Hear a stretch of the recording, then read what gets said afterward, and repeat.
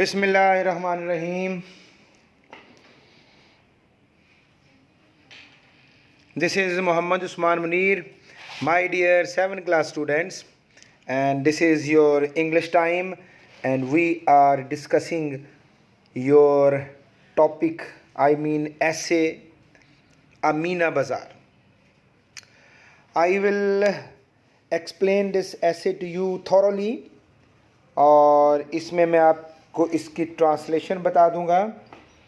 इसके बाद I'll give you its complete understanding, or I'll provide you its meanings as well. So let's start the essay Amina Bazaar. Here we have the Amina Bazaar over your screen. Let me tell you people, I hope so you must have your ballpoints and notebooks as well, so that you may write some important points as well. So at our school, Amina Bazaar was held in the first week of February. फरवरी के पहले महीने में हमारे school में मीना बाज़ार मुनक्किद किया गया. That is all past tense, और हेल्ड का मतलब होता है मुनक्किद किया गया, और first week of the February यानी फरवरी के पहले महीने में. There was quite a big crowd of girls in front of lawn. हमारे स्कूल में जो सामने लॉन है उसमें लड़कियों का बहुत बड़ा हुजूम था. क्वाइट अ बिग क्राउड, काफ़ी बड़ा हुजूम था. That essay has been written according to your level is 7. तो ये जो लिखा हुआ है या जो मटेरियल आपको प्रोवाइड किया गया है आपकी वर्कबुक पे, that is absolutely according to your level. आपने इसको अच्छे तरीके से याद करना है. They were happy and relaxed. सब लोग जो थे बहुत ज़्यादा खुश थे एंड रिलैक्स्ड और मुतमईन थे, because there was no teaching that day. और सबसे बड़ी बात यह है कि उस दिन कोई टीचिंग नहीं थी. And that is the big and breaking news for all of you. और यही सबसे बड़ी खबर होती है बच्चे के लिए कि उसके लिए कोई टीचिंग डे नहीं होता. So that is a breaking news. और कोई पढ़ाई नहीं थी उस दिन. There were different stall set by the students. तालिब इल्मों ने क्या किया हुआ था, बहुत मुख्तलिफ स्टॉल लगाए हुए थे. किसी ने दही भल्ले का स्टॉल लगाया हुआ था, किसी ने पकौड़ों का लगाया हुआ था, और किसी बच्चे ने जनाब इसके अलावा बोतलें लगाई हुई थी. Lots there. There were potfuls of food, stuff neatly arranged on big tables. Potful का मतलब होता है बेटा a large amount, बहुत बड़ी तादाद में. और फूड का मतलब तो आपको पता ही होगा, खाना. स्टफ़ आप यहाँ पर सामान को कहेंगे, this is the noun as well. और नीटली अरेंज्ड, बहुत ज़्यादा तादाद में जो सामान था खाने पीने का, that was neatly arranged on the big tables. वहाँ पर बड़ी बड़ी टेबल्स लगी हुई थी जहाँ पर बड़े ही अच्छे अंदाज से नफीस तरीके से सजाया गया था. Girls shopkeepers were busy with their customers. Customers बेटा गाहक को कहते हैं, लेने वाले, ख़रीदने वाले. गर्ल्स शॉपकीपर, जो लड़कियां शॉपकीपर थी जिन्होंने अपने स्टॉल लगाए हुए थे, वो मसरूफ़ थी अपने कस्टमर्स में. ज़्यादा से ज़्यादा पैसे कमाने की कोशिश हो रही थी जी. Sizzling pakoras. Yes, I also like pakoras. Sizzling pakoras. और सिजलिंग बच्चों, दिस इज़ मसालेदार, यानी बड़ा स्पाइसी सा, जो गर्ल्स को बहुत ज़्यादा पसंद होता है. पकौड़ाज, सिजलिंग पकौड़ाज यानी मसालेदार पकौड़े. Fruit chaat, my god. Shami kebab, another fabulous.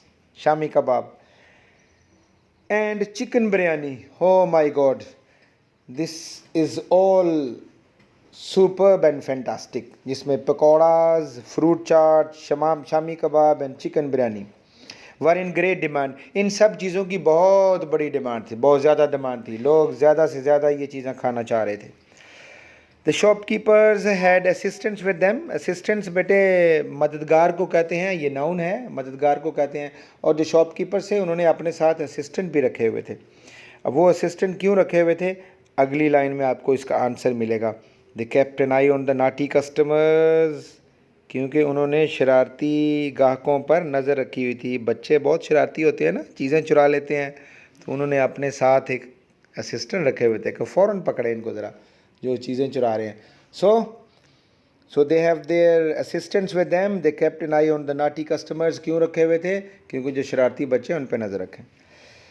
There were very entertaining variety. Entertaining ये बेसिकली ग्रामर में एडजेक्टिव होता है, और वैरायटी जो है वो रंग बिरंगी चीज़ें जो होती हैं, ये नाउन हो गया, एंटरटेनिंग एडजेक्टिव हो गया. दिल बहलाने वाली रंग बिरंगी चीज़ें, ज़बरदस्त चीज़ें, पूरा माहौल.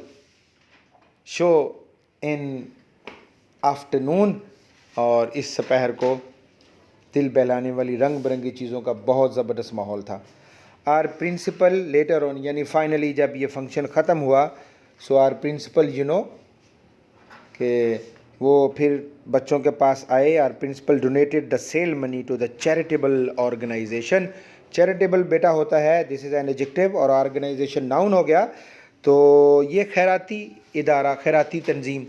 तो हमारे प्रिंसिपल साहब जब तशरीफ़ लाए तो उन्होंने ये सब जो कुछ वहाँ पर इकट्ठा हुआ था, जो पैसे वहाँ पर जमा हुए थे, उन्होंने ऐलान किया कि बेटा ये सब कुछ हम खैराती इदारे को देने जा रहे हैं. So all is well if the end is well.